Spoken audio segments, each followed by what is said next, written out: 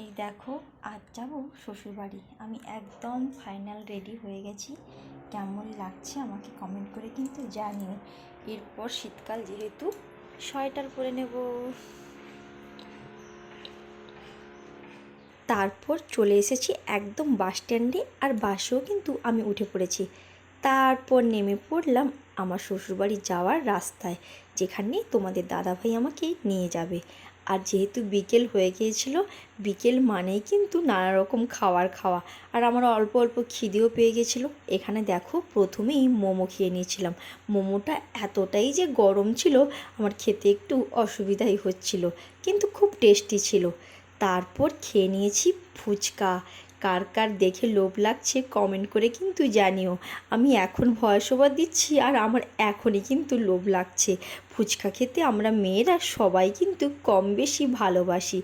আর বিকেলে ফুচকাটাও আমি কিন্তু খেয়ে নিলাম। দেখো, খেয়ে নেওয়ার পরে একটু দোকানে গিয়েছিলাম। দেখো, অলরেডি ফুচকা খাওয়া কিন্তু আমার কমপ্লিট। আর এখানে কিন্তু আমি একাই খেয়েছিলাম। তারপর সোনা দোকানে গিয়েছিলাম, যদিও সোনা কিনতে নয়, কারণ সোনার দাম যা বেড়েছে তা আমাদের কেনার সাধ্যের বাইরে। একটা রূপোর জিনিস কেনার ছিল, সেটা কিনে নিই, বাড়ি চলে আসি। টাটা।